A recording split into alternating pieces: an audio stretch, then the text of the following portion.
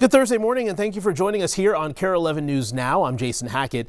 Let's get to your headlines. Just in this morning, President Trump threatening to invoke the Insurrection Act over continued anti-ICE protests here in our state. Here is his full post from Truth Social saying, quote, "If the corrupt politicians of Minnesota don't obey the law and stop the professional agitators and insurrectionists from attacking the patriots of ICE who are only trying to do their job, I will institute the Insurrection Act, which many presidents have done before me, and quickly put an end to the travesty that is taking place in that once great state." This is after a night of intense protests in North Minneapolis following another shooting by an ICE agent.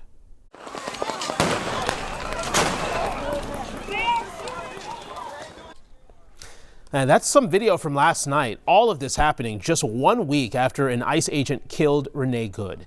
Right now, an investigation is underway into that new shooting by a federal agent in Minneapolis. This unfolded in the Hawthorne neighborhood just before 7 last night. The Department of Homeland Security says it started with a targeted traffic stop on 94 that turned into a chase. They say the officer was being attacked by the suspect and two other people with a snow shovel and a broomstick when he shot the original suspect. Both the officer and the suspect are in the hospital this morning. After the shooting, anti-ICE protesters flooding the area for hours. Governor Tim Walz posted on X just after 11 p.m. last night saying state investigators were on scene. He wrote, "I know you're angry. I'm angry. Donald Trump wants violence in the streets, but Minnesota will remain an island of decency, justice, community, and peace. Don't give him what he wants." The city of Minneapolis shared a similar message on X, demanding ICE leave the city and state immediately and saying it stands with immigrant and refugee communities. We also heard from Minneapolis Mayor Jacob Frey. American citizens are getting picked up off the street by people in masks. That's not the way things should be conducted in any city in America. That's not who we are. That's not America. So I'm calling for peace. This is an impossible situation that our city is presently being put in. And at the same time, we are trying to find a way forward. People are scared. The atmosphere is tense. But again, there is another option. We can stop going down this route together. The shooting happening just as Governor Walz addressed the state, calling for U.S. leaders to pull federal agents from Minnesota, accusing the president of retaliating against a state that did not vote for him. News reports simply don't do justice to the level of chaos and disruption and trauma the federal government is raining down upon our communities. But as bad as it's been, Donald Trump intends for it to get worse. This week, he went online to promise that, quote, "The day of retribution and reckoning is coming." That's a direct threat against the people of this state who dared to vote against him 3 times and who continue to stand up for freedom with courage and empathy and profound grace.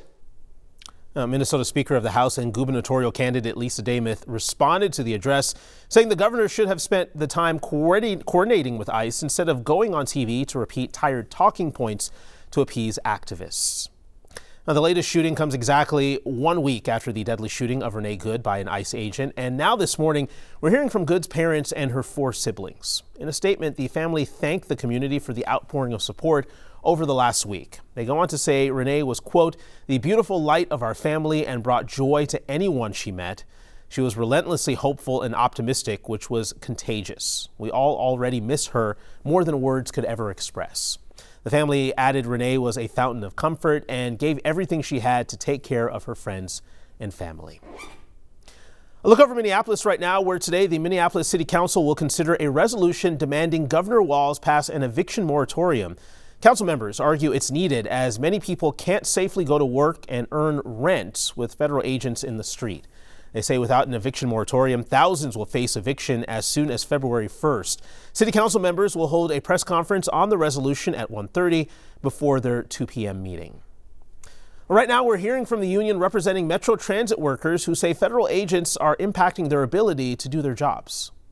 Any of our immigrant brothers and sisters who are working for Metro Transit are working in a manner of fear. They don't know if ICE agents will pull up on a bus and rip them from their seats.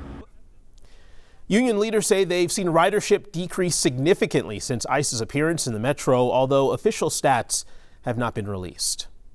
This morning, the family of a man violently arrested by a federal agent at a St. Paul gas station says he's alive but seriously hurt. A woman identifying herself as Orban Mauricio Henriquez Serrano's sister says he recently had knee surgery and was badly injured in the arrest. Video of that arrest was shared widely on social media. Associated Press photos show him being dragged and carried away by Border Patrol agents. Online records show he's being held in an ICE facility in El Paso, Texas. The Department of Homeland Security previously said he refused to obey lawful orders. They say they only broke the car's windows after several warnings. We are following the very latest on the ICE operation and its impact here in Minnesota, both on air and right here on KARE 11+. Disturbing new details this morning in the death of an infant at a daycare in Savage. An 18-year-old woman is behind bars and charged with murder after police say she attempted to suffocate the child for attention. 11-month-old Harvey Mucklebus was killed on September 22nd at Rocking Horse Daycare. Police say the employee also confessed to abusing another 4-month-old just days earlier. The county attorney is evaluating the options in adding charges for that. His grandmother spoke about the family's grief. He was affectionately known as our little Harv monster.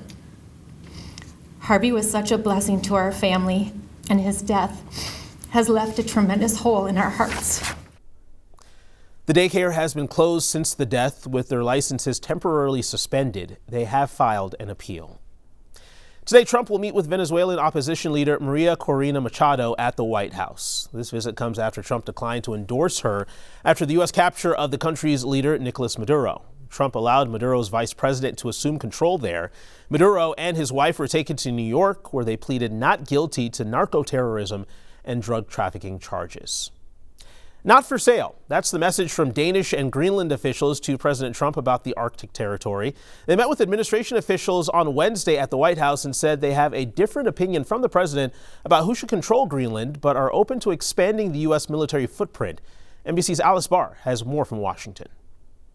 Hi there. As top officials in Greenland said clearly they will not be owned by the United States. Recent polling shows more than 8 in 10 of Americans surveyed oppose taking the territory by force, something President Trump has not ruled out.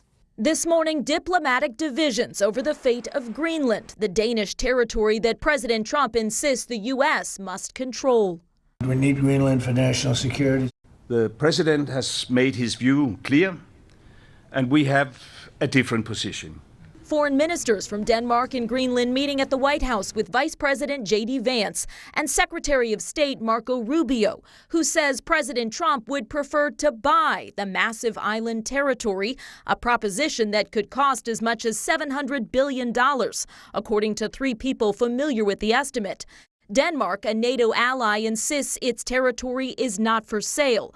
President Trump has not ruled out military force, citing what he views as a threat from other major powers. The problem is there's not a thing that Denmark can do about it if Russia or China wants to occupy Greenland, but there's everything we can do. It is not a true narrative that we have, Chinese warships all around the place. On Capitol Hill, lawmakers in both parties speaking out against military action in Greenland, calling it the most serious national geopolitical mistake this country could make, while endorsing the power of alliances and the U.S. military presence already in place in Greenland to secure the Arctic. The not smart, unachievable way is whoever told the president that this was a viable path. It doesn't make sense. Among Greenland's population of roughly 57,000, mounting anxiety as leaders promise to keep talking.